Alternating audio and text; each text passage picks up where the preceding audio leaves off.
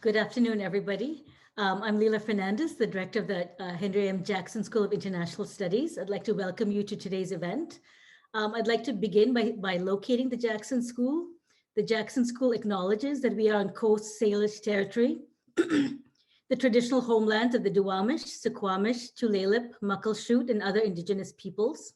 The Jackson School understands that the international community includes sovereign American Indian tribes, First Nations, and indigenous peoples across the world. So welcome to today's event from the Spring 2021 lecture series, Changing Global Connections, New Formations of Identity, Place, and Region, sponsored by the Henry M. Jackson School of International Studies and the Center for Global Studies at the University of Washington. Additional co-sponsors of today's talk are the Canadian Studies Center, Arctic and International Relations, China Studies, and the East Asia Center at the University of Washington. I'm delighted to welcome our distinguished guest today, Professor Anne-Marie Brady. Professor Brady is a specialist of Chinese politics, both domestic politics and foreign policy, polar politics, Pacific politics, and New Zealand foreign policy. She is a fluent Mandarin Chinese speaker. She's founding and executive editor of the Polar Journal, published by Taylor and Francis Publishers. She has published 10 books and over 50 scholarly papers. She has written op-eds for the New York Times, The Guardian, The Australian, Sydney Morning Herald, and the Financial Times. Her research has a strong policy focus.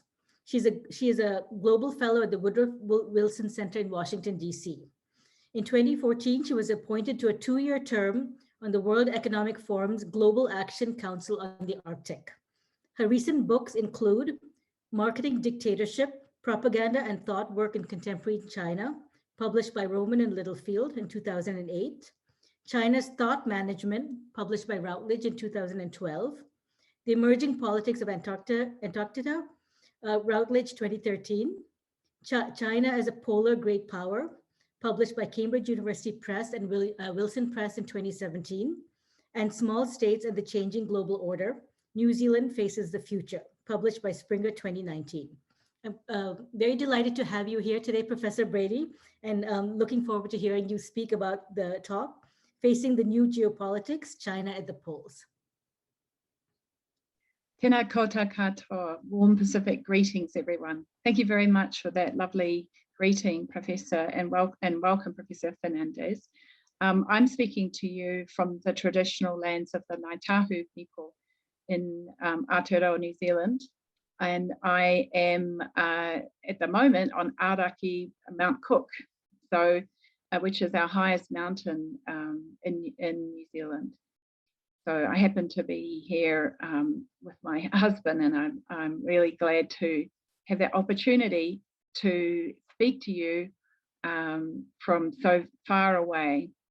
And it's a real honor to be able to be invited to speak to your group.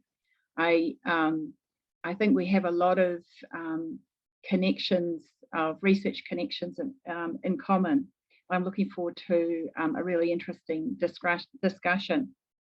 Before the talk, I asked Professor Fernandes what was the theme of your talks, of which mine is a part, and she told me that the Jackson School is interested in rethinking regions and area studies, and also China's role in the region. What I have to talk about today is really all about that. And I've called my talk Facing the New Geopolitics. And geopolitics used to be something that was really a popular field of study in the Cold War era, and it's gone out of favor. But it's gone out of favor in Western countries, but it did not go out of favor in China. And in fact, has had a resurgence. And from the point of view of the Chinese Communist Party government and many analysts, the Cold War never ended. And the way that the world looked in the 1950s doesn't look too different from China's thinking in the present day on many aspects. And so I'm going to take you through some of the thinking behind China's current foreign policy, which is very much centered in geopolitical thinking. to bring it up to the present day. And thinking about the places of different regions within that, both the polar regions, the Arctic and Antarctic and the Pacific, and other ones we can talk about, but within China's overall foreign policy. So the first thing I want to draw your attention to is the image I've chosen here, which is the official world map of China. It's a vertical world map, and it's a literal reorienting a new global vision of the new global order, and more on that in a minute. So you're used to seeing, those of you from North America, an Atlantic-centered world. And maps are imaginary, of course, or imaginary. They're cultural, but they really shape perceptions. And so for those of us in New Zealand, in the Pacific, and also in Asia, we imagine the world as a Pacific-centered world and think of our place within the world in that context. And if you look at the map here that I've selected for the Atlantic-centered world, the Antarctica doesn't appear, and the Arctic is barely perceptible. And then in this map here of the with a Pacific-centered world, the Antarctica just appears as this white blob at the bottom. And people, I think, are often commonly oblivious to the strategic importance of the polar regions, partly because the way that the world is visualized in this popular format of the maps that we're used to seeing. So here's a new global order, a China-centered world. The literal actual name for China, Zhongguo, means the Middle Kingdom, and that Zhongguo has been the name of successive governments who've ruled China have used Zhongguo, the Middle Kingdom. And you see in this map the central place of China. And you can see here another difference in this map is the prominence of Antarctica appearing like a white peacock in the map. And you can see the centrality of the Arctic in this imaginary of the world. The Chinese word for Mediterranean is Zhongjianhai, a middle ocean. So here the Arctic appears as a middle ocean for China. And another feature of this map, you can see a visualization of what one of the founding figures of modern geopolitical thinking, Harold Mackinder, called the world island. You can see how the land masses can be imagined as this interconnection on this visionary. And you can see how the oceans connect us all. Not one ocean being more prominent than the other, the Atlantic or the Pacific or the Indian Ocean, but all the oceans interconnecting us. And this map, I interviewed the map maker a few years ago. He's based in Wuhan. He's a very brilliant guy who's a geographer who is very interested in politics. And he devised his maps and thinking about the changes in politics and Chinese foreign policy and wanting to visualize that. And he told me that his maps were adopted by the PLA. He persuaded them to adopt them in the early 2000s, and they're adopted by the Polar Research Institute of China.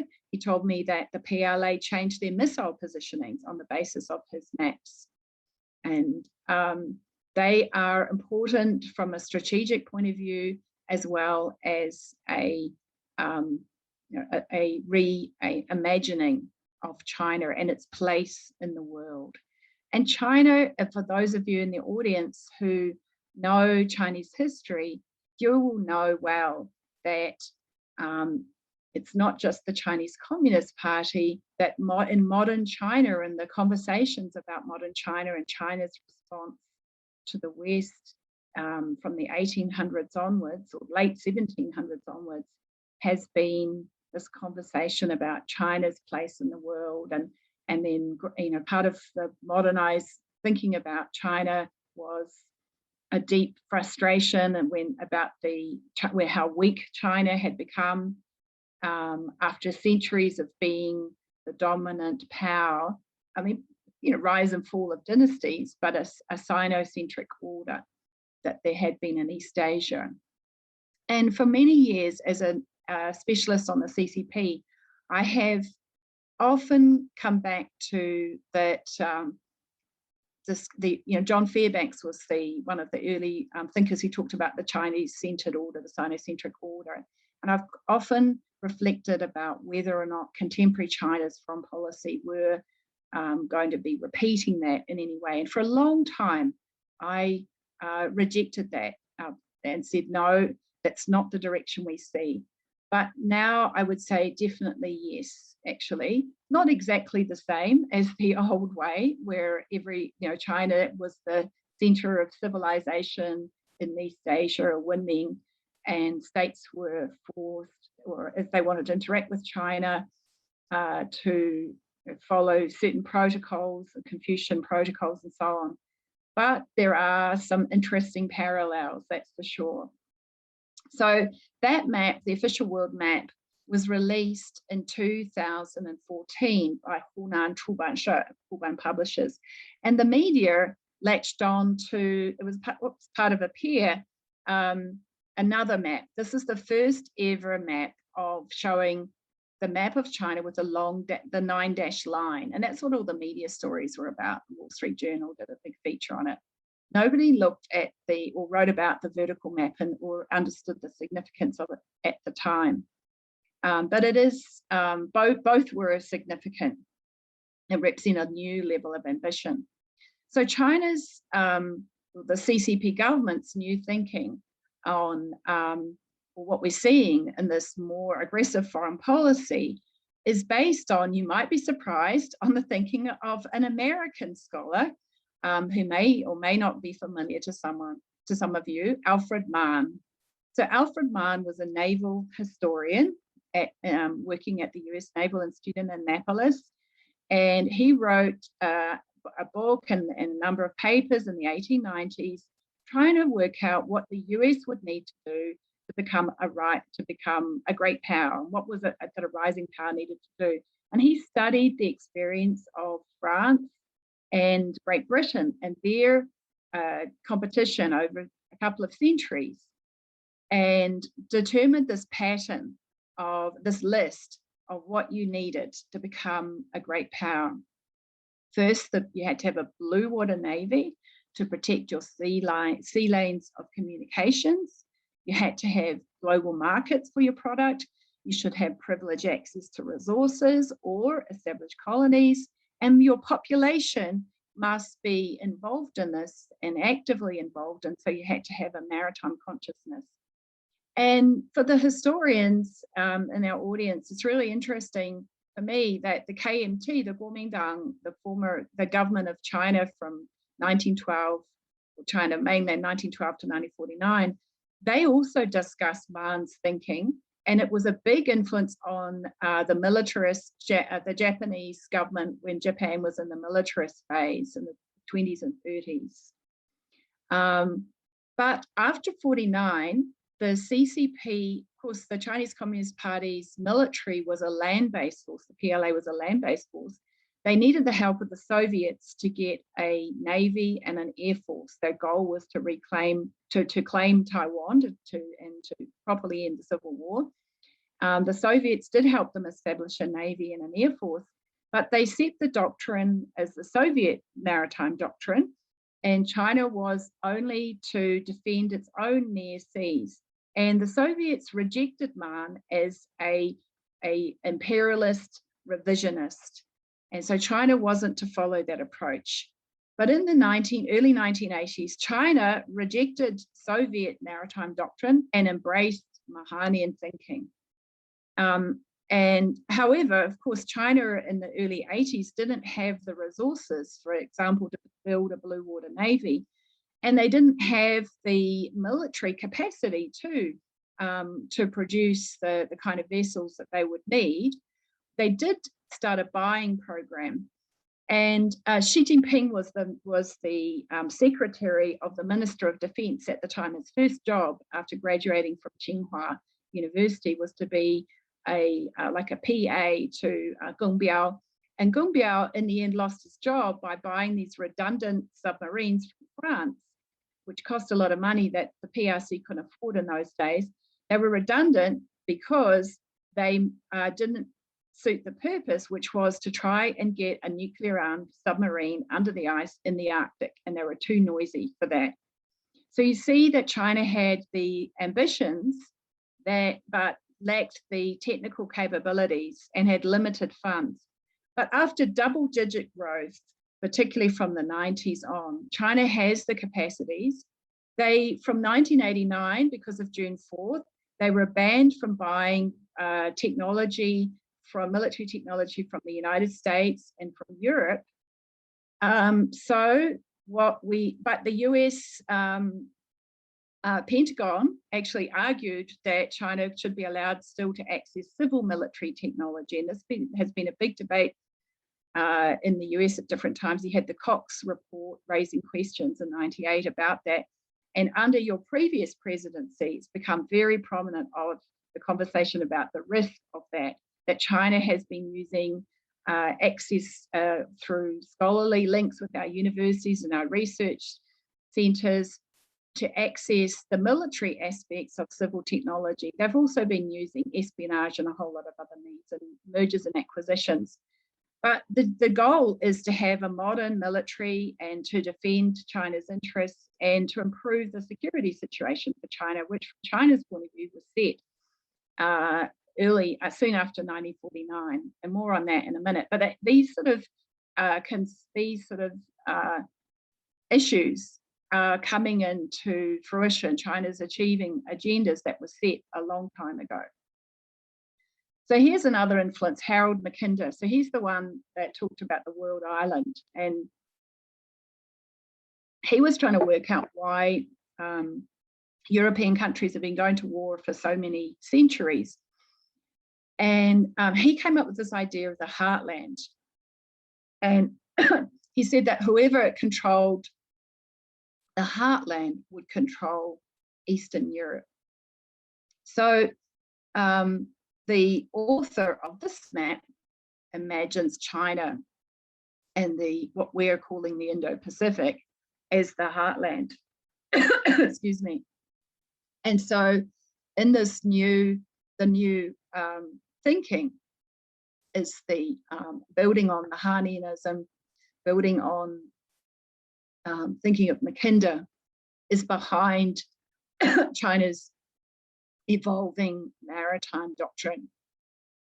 Another big influence, you'll be surprised to learn, is more foreigners, more Americans. Dean Acheson, John Foster Dulles, former US Secretaries of State. So as I said, from China's point of view, the Cold War never ended. The Indo-Pacific Command has more troops now than it did at the time of the so-called ending of the Cold War. And why is that?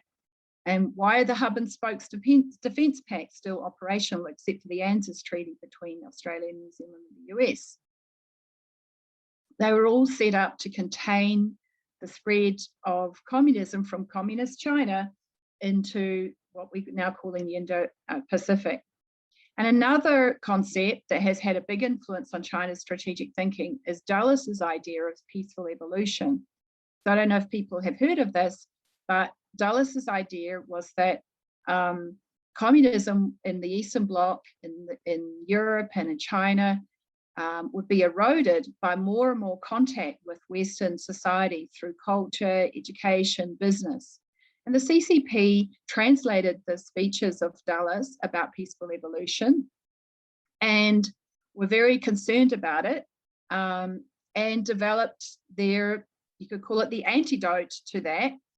And have been very cautious about Sino-foreign contact. This is one of my other books, actually, Making the Foreign Serve China, if you're interested in looking up that about the foreign affairs system in China. But it's more than that, actually. You've probably heard a lot in recent years, some of you, about United Front work or China's political interference activities. And China initially was involved. United Front work is a defensive tactic It's a tactic from a Leninist idea of forming alliances, temporary alliances against common parties that you have a common enemy.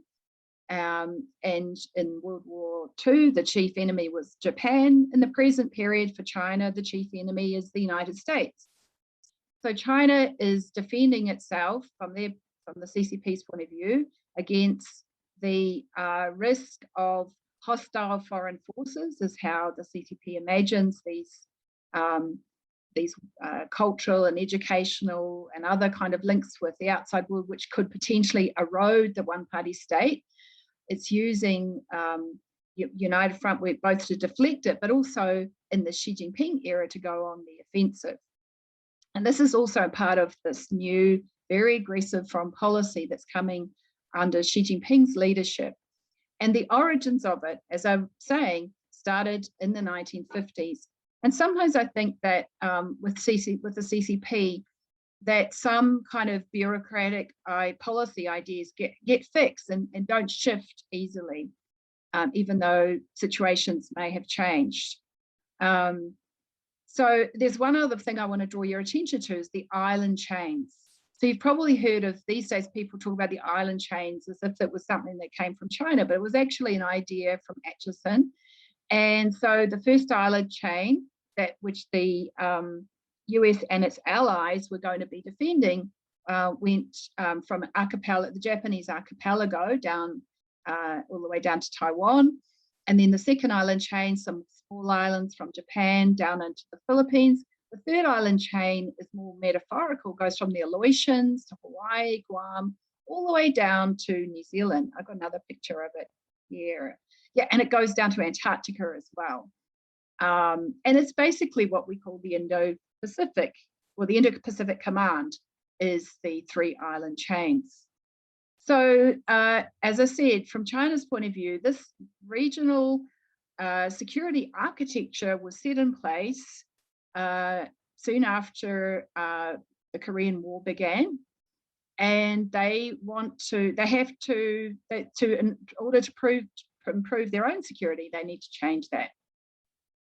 And the maritime, the polar regions, the Arctic and Antarctic, are in the Chinese bureaucratic classification part of the maritime system of organizations in China. So the Haiyang Shitong is a super bureaucracy. So, and you can see even from this map, you know, the third island chain begins at Aleutians, which is it's a choke point getting into Antarctica, and it ends down in Antarctica. So it brings me on to choke points. There's another aspect to the strategic thinking on Chinese foreign policy today, is an obsession with choke points. So you've probably heard of the Malacca Straits dilemma, and how about 80% of China's trade was going through the Strait of Malacca. So part of the solution to that is, if my next slide, no it isn't, I haven't got a picture, probably somewhere along there, I have a picture of the Belt and Road Initiative, which you've no doubt heard of. So the initial thinking of Belt and Road Initiative was to have a land route across from China into Europe, but it's gone way beyond that now. So the next step was what they call the String of Pearls series of trading routes and linkages into the Indian Ocean. And we are seeing some military outposts here. For example, China got its first international base in Djibouti. And then the Belt and Road got an Arctic route. And now there it goes. And then there are routes or planned linkages into the Southwest Pacific. And there was and even down into Antarctica. Because the Southern Ocean is an alternative shipping route in a case of emergency, when, for example, Suez is blocked as it was recently. And it's not just about shipping. Choke points are also about air routes. So I remember a few years ago, there was volcanic eruptions in Chile, I think it was. So a lot of flights in New Zealand and Australia were affected by the volcanic action a few years ago. There was also the volcanic eruptions in Iceland that was affecting a lot of European flights. So great powers need to have options. And and know how to be able to fly in emergency across other routes, for example, across the Antarctic if necessary. Great powers also need, in this day and age, to have their own independent global navigation system. And GPS was always a military technology, and Russia and China have been since mid-1990s developing their own independent global navigation system. China's one called the Beidou Global Navigation System. And countries who've partnered in Belt and Road Initiative or signed some agreement on it are all supposed to be part of the digital Silk Road and sign up to having Beidou ground stations, amongst other things. So this is the backdrop to what I'm talking about, of China's this new geopolitics, a new way of thinking about different regions of the world. And for the different regions of the world or different countries within those regions, they often think bilaterally. They think about their relationship with China solely in those terms. But I urge people to think about where, no matter how small your country is, where does your country fit within China's overall global vision? Because if you think like that, you'll get a better sense of what China's priorities are, what their intentions are, and be able to make a good decision about which parts you want to cooperate with and where you see there's a risk. So when it comes to the polar regions, here are China's top 3 priorities. I didn't make them up myself. It comes from my reading of internal sources in China when I was able to do research there. So China has one thing that's really important to say about Chinese foreign policy, and it's particularly noticeable when it comes to discussions of emerging areas of Chinese interest, for example, in the Arctic or in the Southwest Pacific, and also in Antarctica, I've noticed, is the 2-level discourse. So I'm one of these hand speakers, so I'll get my hands out here. So on one level, you've got what foreigners are supposed to know, and then on the other level is what you're not supposed to know. So you need to know both versions, so what you're not supposed to know and what you are supposed to know. And this kind of a checklist, these 3 points within the not supposed to know. China has not been talking about its military interests in the Arctic or the Antarctic. And one of them is, but they have been in Chinese sources. And so Western interlocutors, especially in the Arctic states, have been trying to work out why China's so getting more and more interested and active in the Arctic, have relied on things like China's Arctic White Paper and other official statements to work out, oh, this is what China's interested in. But that only is partial information. You need to look to the Chinese sources. And this map here on the right appeared in 2014 on People's Daily, 2013 on People's Daily, and it showed the 12 cities in the, well, there was a article mentioning it, talking about the 12 cities that China's nuclear missiles could hit in the United States if they wanted to. And so the route of China's missiles across the Arctic is one reason for China's interest in the Arctic regions. As I've already said, China's long-standing interest from the early 1960s, when they first, in 1959, the USS Skate appeared above the Arctic ice. China asked the Soviets to help them develop a nuclear submarine, and the Soviets refused to do that. And China's submarine program began from the 1960s with a very, very basic program. And I write about this in my book, China as a Polar Great Power. So I detailed in more specifically about China's military interest in the Arctic, and I won't go on about it today. If you're interested, I wrote a paper for Jamestown China Brief where I was, sort of focused particularly on the military interest. I also did a paper for the Macdonald-Laurier Institute. Both of them are 2019. So you can look those up and have a look more into the details of that. China is interested in resources in the broadest possible sense. So resources includes access to a region. China would not like to be unable to access the Arctic, for example. And science and technology, there's a real focus on strategic military related science and technology in the polar regions. I talked a little bit about Beidou before. China, in order to have China and Russia and the US were in what I call a space race to at the poles, trying to get the most accurate global navigation system, absolutely essential for modern warfare, for C4ISR. And the first thing you need to achieve a global operating system is polar ground stations. Thanks to the way that the Norwegians managed their relationship with Russia in Svalbard Island, China could set up a base on Svalbard Island, scientific base, and stick a Beidou ground station there. And they said, well, it's for science. And it is for science, but it also connects to the PLA military satellites. And in Antarctica, they've got at least 3 ground stations. And again, they can say it's for science, but they connect in both to the civil satellites of China as well as the PLA network. And China, this is a big impact on Chinese foreign policy now, and trying to get Beidou to the highest level of accuracy requires, like the GLONASS technology, they really rely on ground stations. And so China, as I said, through the digital Silk Road, that part of the BRI, has asked many countries to take up Beidou ground stations.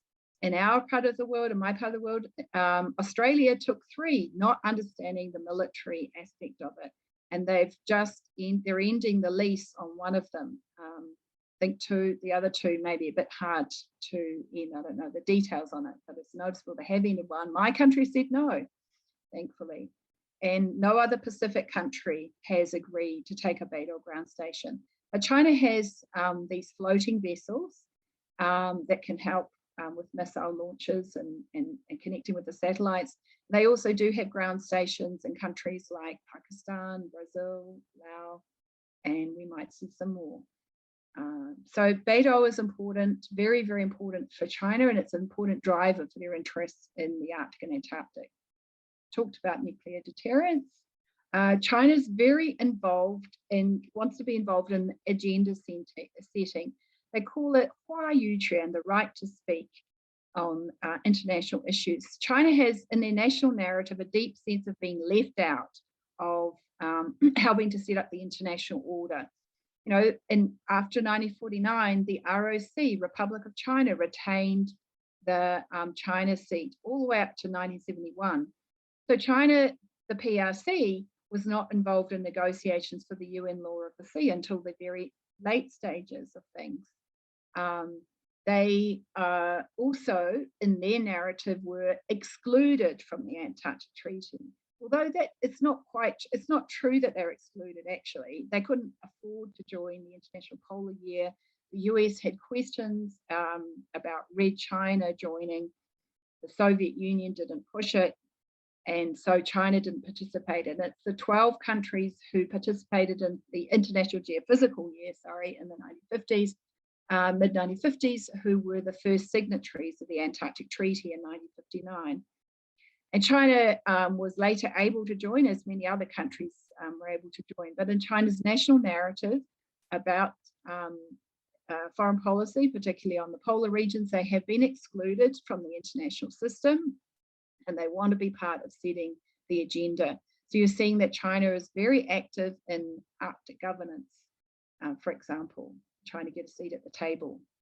China has quite a significant Arctic presence for a country that is not an Arctic state. They have the biggest of all the research stations in Svalbard. That's their Huanghe Yellow River base in Svalbard. They have the most personnel there of any other country.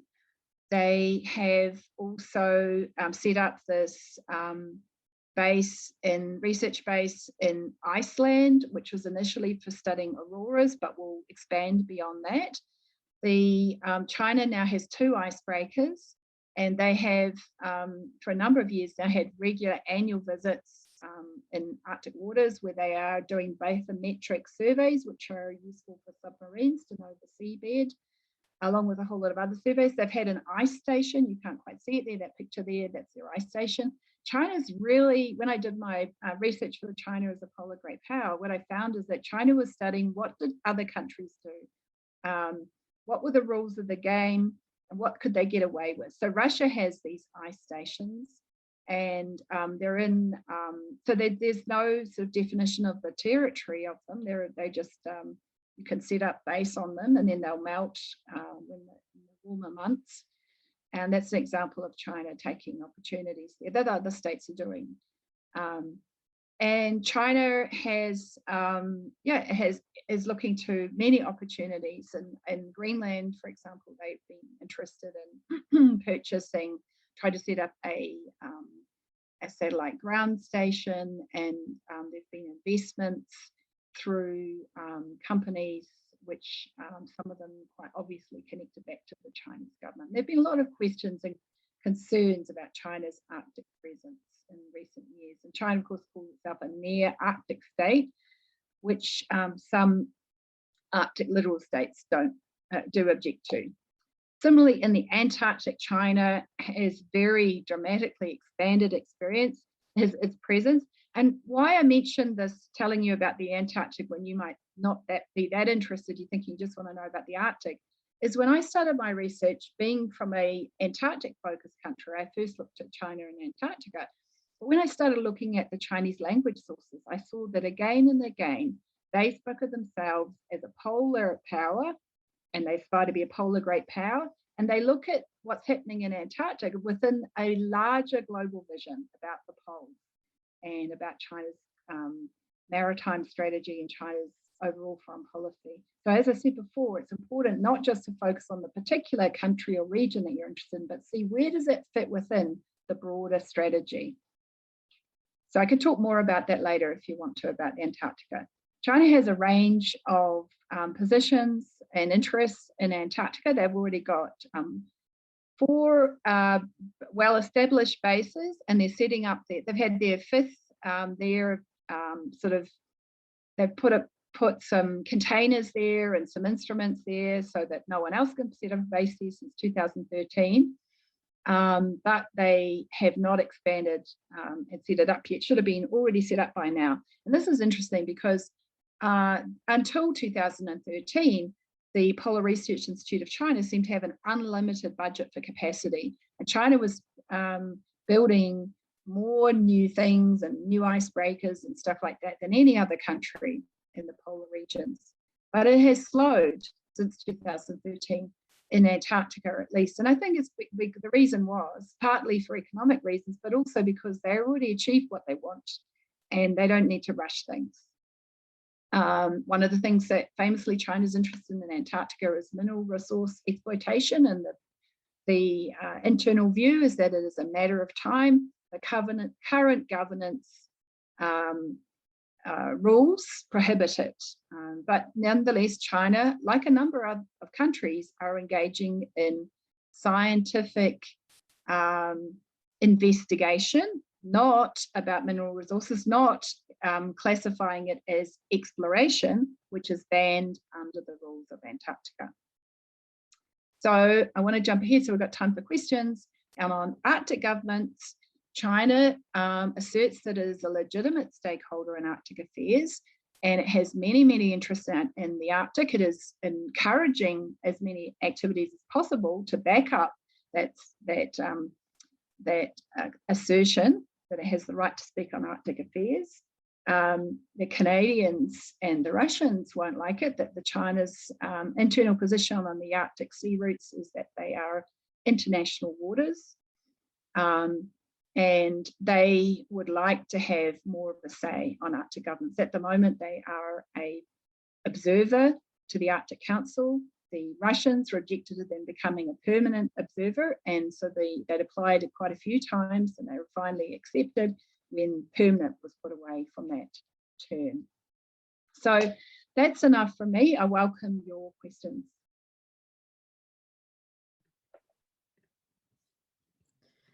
Thank you so much, Anne-Marie, for that terrific talk. So we have a number of really good questions. So I'm actually going to start reading them out, and then I'll weave in my own questions in between as we get the discussion going. So let me start by, by one part of a question, which is asking about the theme that is in your talk about China's deep sense of being left out of polar affairs. And she's asking, she's saying there has been some recent academic literature coming out of China suggesting that because China feels too constrained and left out in the Arctic Council, which has rules in place to keep observers from having too much clout, it may form its own Arctic Forum. How much weight would you put into that possibility? I haven't heard that before, but it doesn't surprise me, that possibility. Could you ask the question, person asked the question, the article that's on? I think I'd like to look into that to read it, to be able to assess it properly. But broadly speaking, when I wrote in my book, China as a Polar Great Power, one of the last chapters, I look at the question that is common in discussions and talking about China. It was Robert Zurlick, who was the Assistant Secretary of State in 2005. He said, is China a responsible stakeholder? And what that, I mean, that's code for, does China uphold the rules-based multilateral order, which the US and countries like New Zealand have been part of setting up. But in this narrative that China has, internal narrative, is they were excluded from it. And I found, by going through the patterns that I could see in China's Arctic and Antarctic behavior, that and in other situations, is that what we can see is where the rules-based international order suits China, like the UN Security Council veto, yeah, they're going to uphold the international order. Where in they like the Antarctic Treaty system, because there's no consequences for countries breaking the rules, like China has done by not completing the information it's supposed to provide every year about the level of military activities that it has there. It doesn't like change in the Antarctic Treaty system, where countries like New Zealand and the US have citizens who are genuinely passionate about environmental protection and trying to get our governments to support them in putting in place things like marine protected areas in the Ross Sea. China and Russia think that's protectionism, a kind of a new kind of way to, like an enclosure movement, to close off these international spaces. And so China likes many aspects of the rules, of the rules-based international order, because the rules suit a great power like China.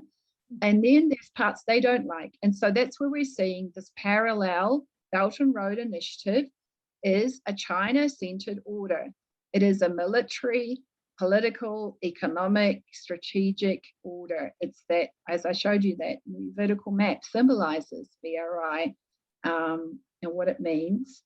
And that's not my imagination. That's what the sources say in Chinese. And also the Shanghai Cooperation Organization is another example of China setting up a parallel strategic organization.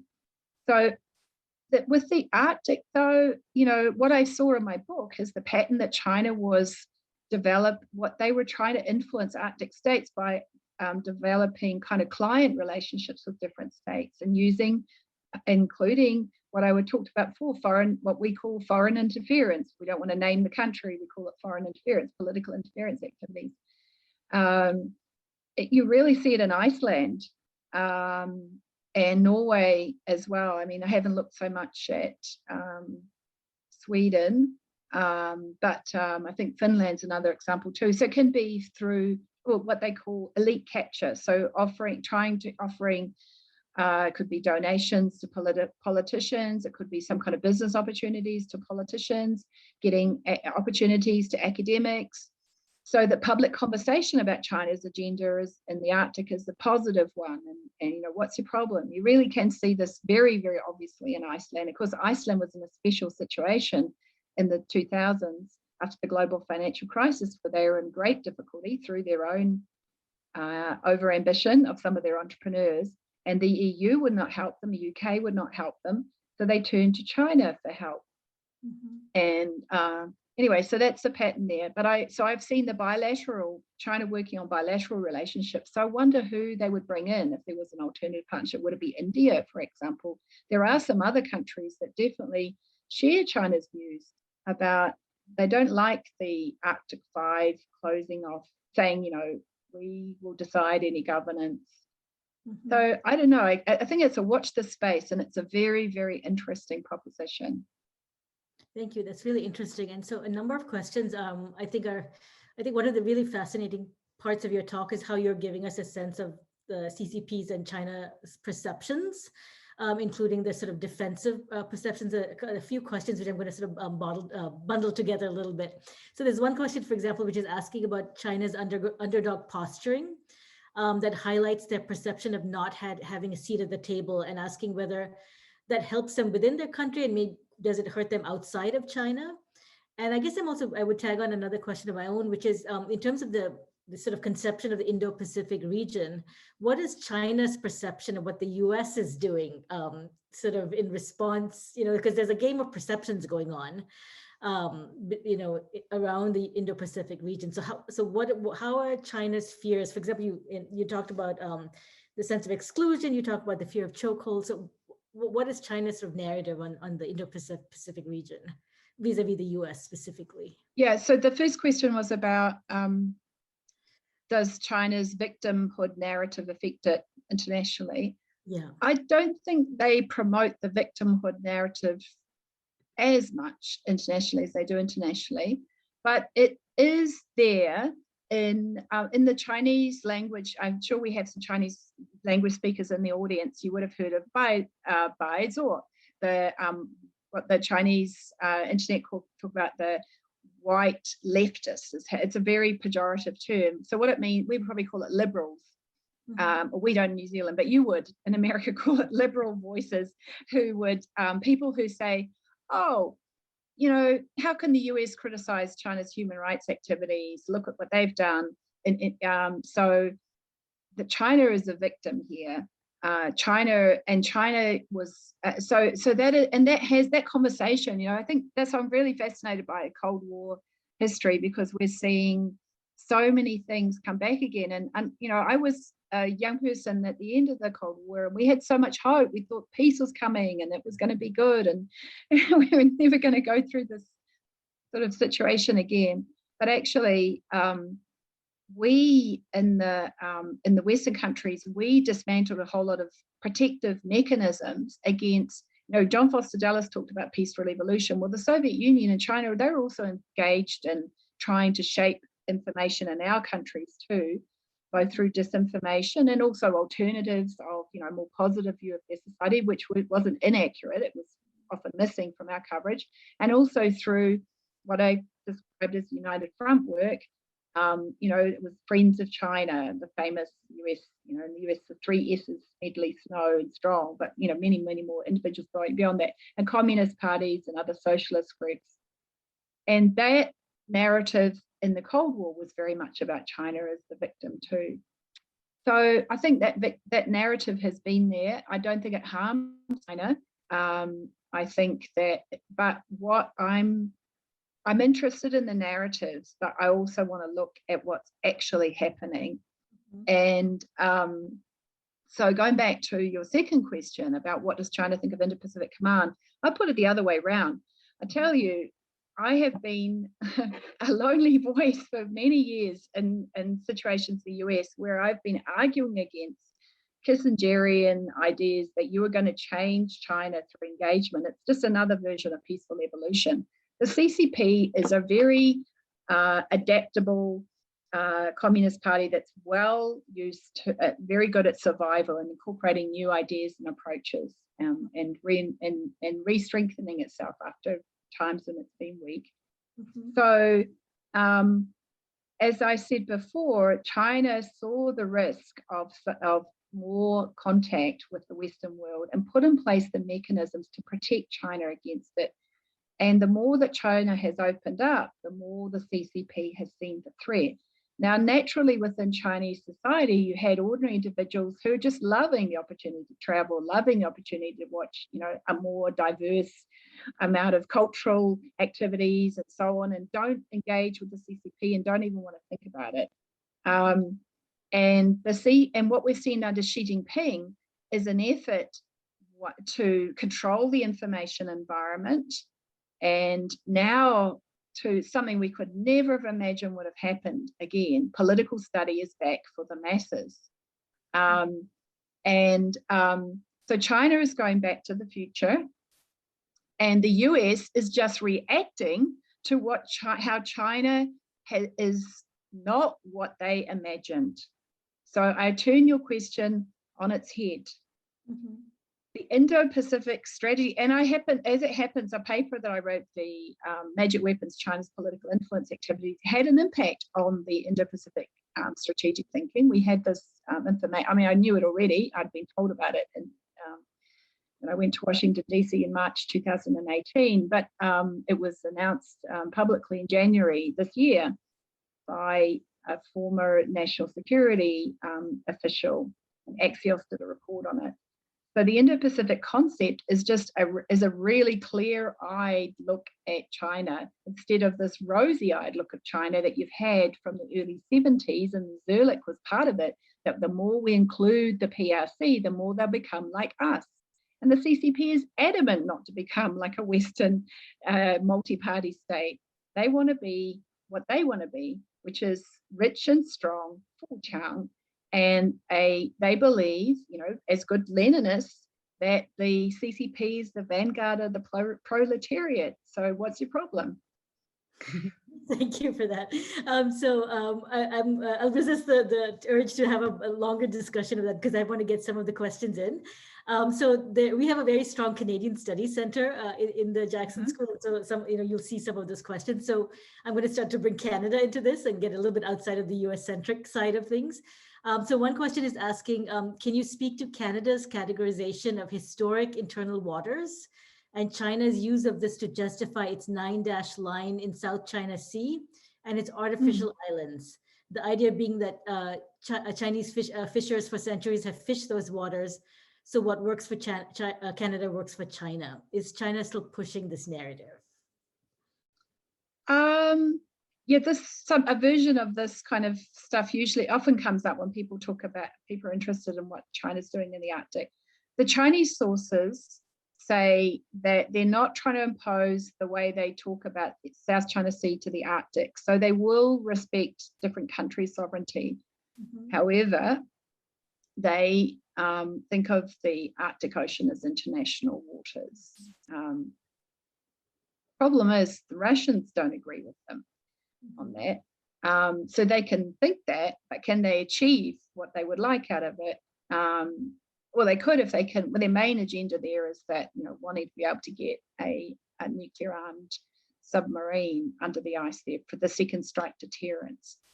And there was some really interesting discussions about a year ago coming out of Russia, that from a Russian military analyst saying maybe Russia will be supportive of China's military ambitions in the Arctic and allow them to have, for example, access to ports for their military vessels or submarines. But I see conflicting messages from Russia on this. You see sometimes them pulling them close and sometimes putting some boundaries in the relationship.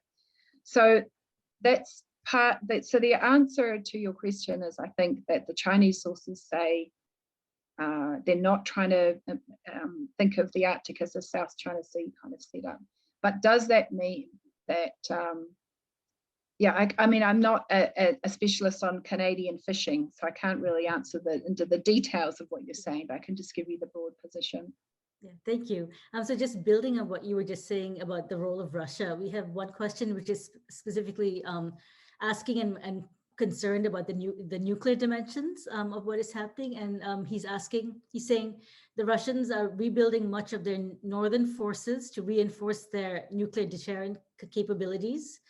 The US and its allies are responding by rebuilding their own naval and air force capabilities. Both sides are modernizing their nuclear focus.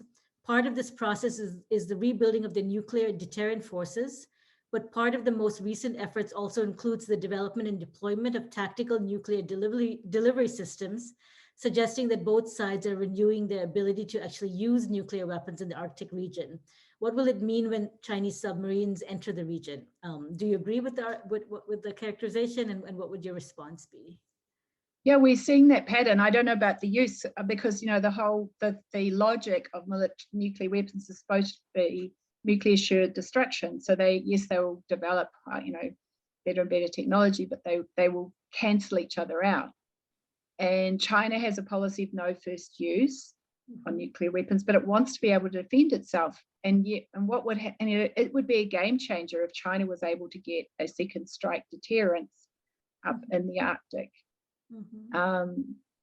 China's submarine capacity, from what I read, is not quite there yet, but they are really making advances, and they're trying to. What's interesting is, you know, there was a Chinese PLA Navy submarine appeared at in Sri Lankan port, and the US did not know it was, you know, it had left. So that shows that they can get in and out, and they used the Miyako Strait,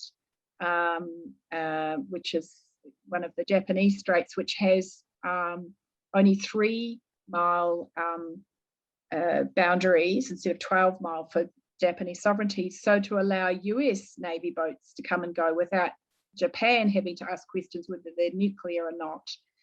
So, like I said, China's really, really good at looking at where is there some wiggle room and what have other countries done.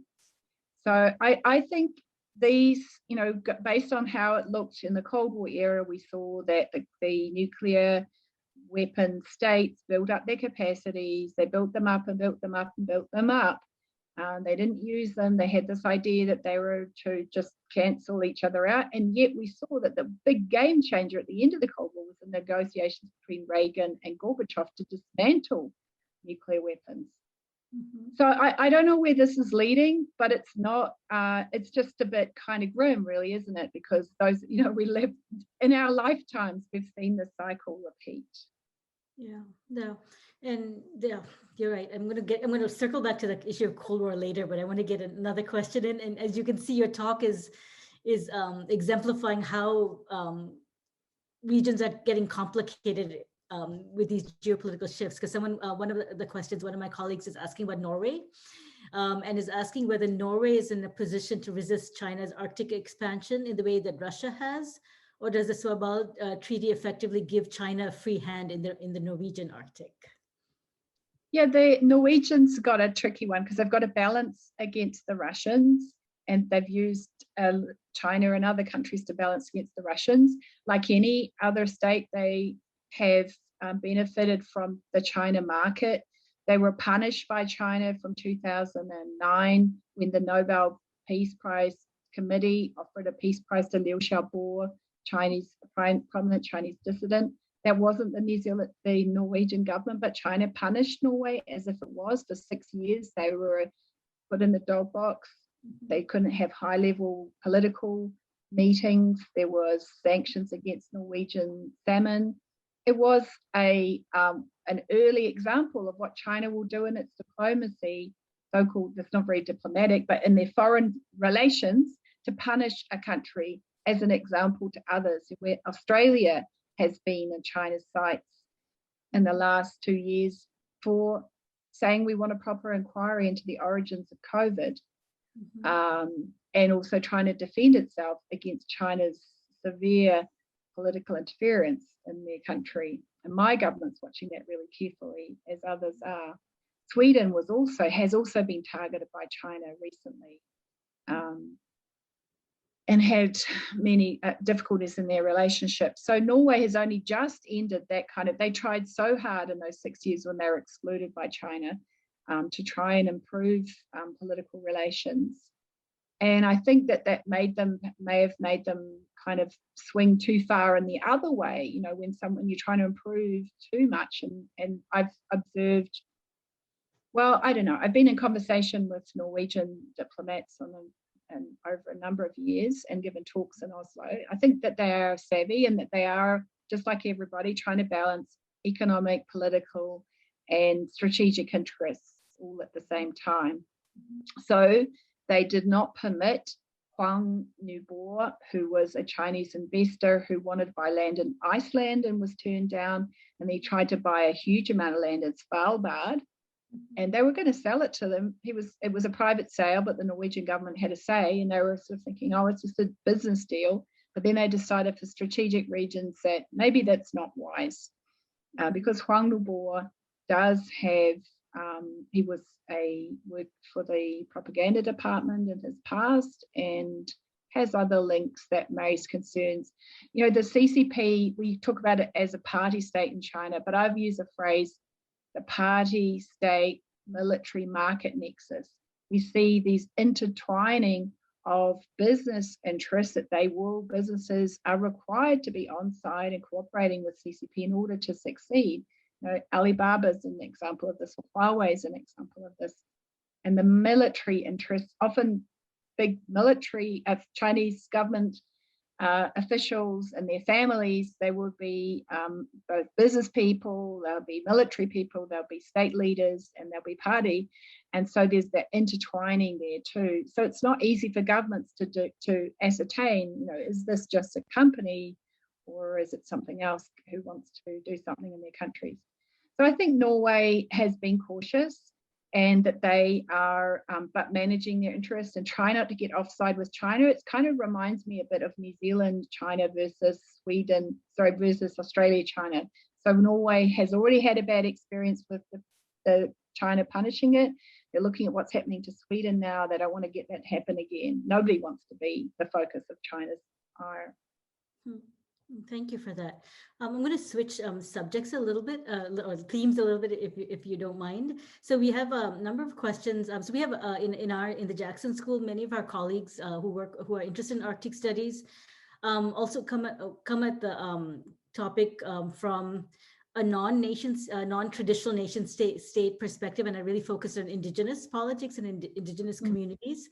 And so from one of my colleagues, the question is, how do you understand Arctic Indigenous maps and influence in relation to China's strategies in the Arctic? Indigenous maps also introduce another way of understanding territory and global relations. In the past 15 years, the regions represented by all 6 permanent participants on the Arctic Council have been defined. A new map of Inuit territory in Canada has been produced. The International Inuit Organization has declared the Inuit homelands across the circumpolar world as a sovereign space. How do you envision these maps interacting and intersecting with the vertical world map that China is using, particularly in light of the recent vote in Greenland that will effectively thwart China's economic interests there? Yeah, well, it might thwart it. We don't know yet. That's a really great question. I love that question. So I edit the Polar Journal, and one of my editors, for the person who asked that question, I'd look up the work of Pan Min, P-A-N-M-I-N. Now, it's in Chinese, but she has, one of the things that she has done, she's on my editorial board. She's a scholar who's closely worked with the Polar Research Institute of China. And one of her research projects in recent years has been trying to work out what's going on with Indigenous governance in the Arctic. Because China needs to know about it, exactly as the person who raised the question noted all the reasons that they explained. And so China has to work out how does that affect their agenda. Mm-hmm. And I've noticed that from early on, so China has this partnership, it's via Fudan University with Nordic Studies Centres in Finland, I think, and other Arctic scholars are involved. And from the very first conference, representatives of Indigenous people were part of that. Mm-hmm. And so this brings me into what I was talking about before, what the CCP would call United Front work, 统战工作. The CCP recognises that Indigenous peoples in countries like Canada or Sweden or New Zealand they have traditional rights which are recognised by their governments, and thus they have delegated authority within our democracies, modern day democracies. They have delegated authorities for matters such as, in my country, water, or it could be land use, it could be an opportunity to set up a port.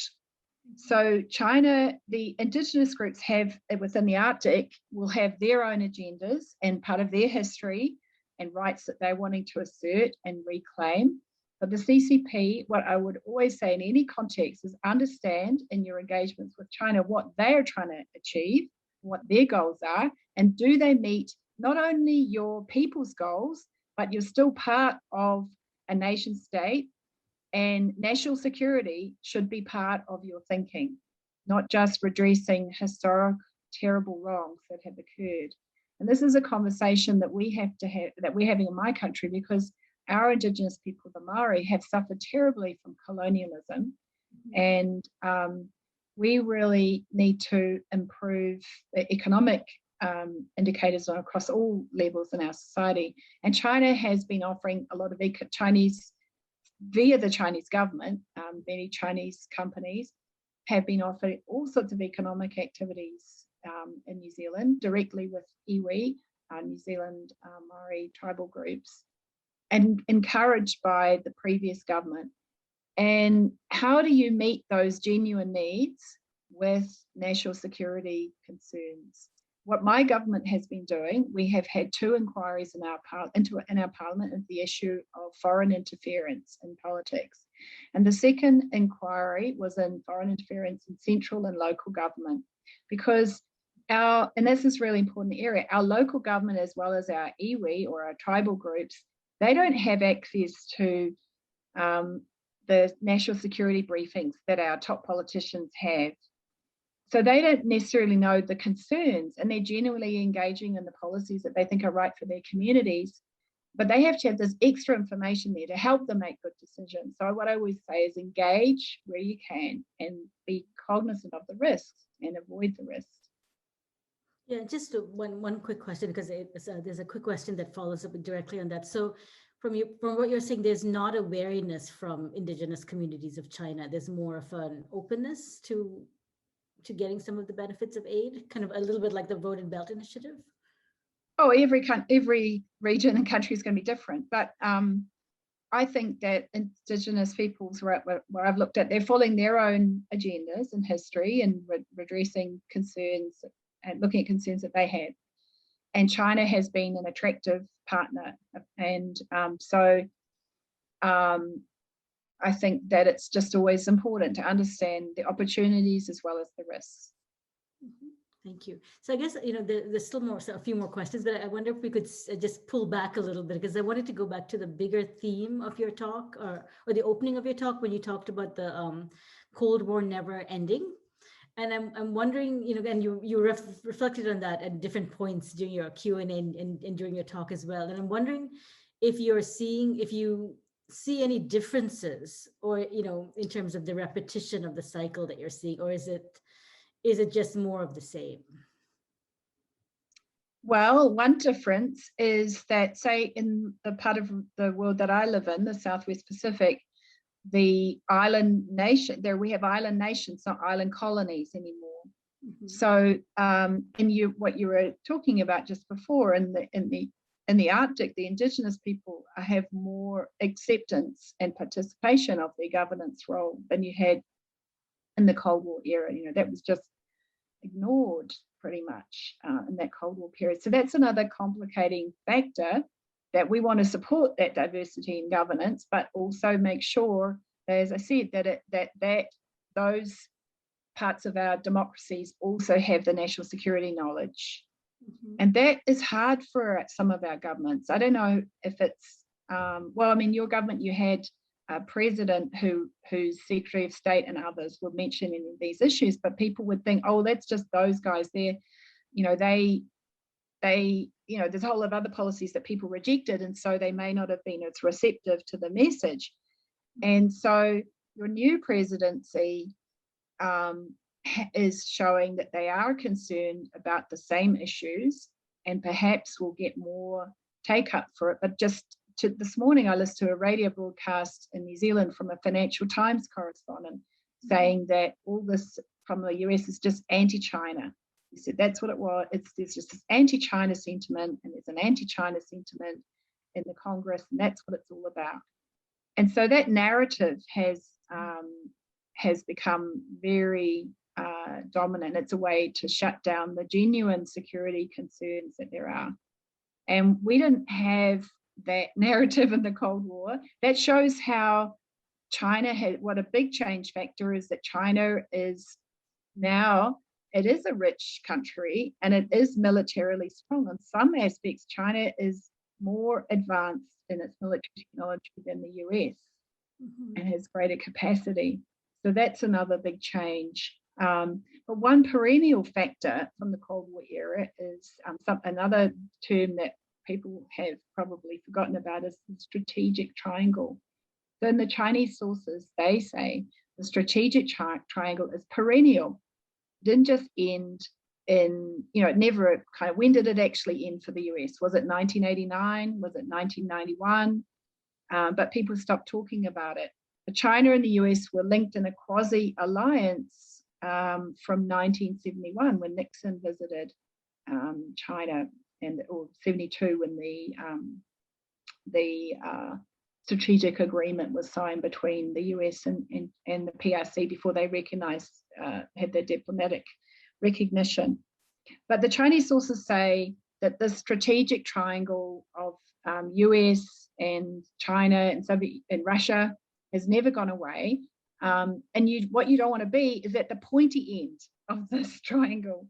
So in the 70s, the Soviet Union was at the pointy end. It was the US and its allies like New Zealand and Australia joining in this quasi-alliance with China. Now, Russia and China, in many ways, have a quasi-alliance, not on everything, but, we weren't joining with China on everything in the 70s either.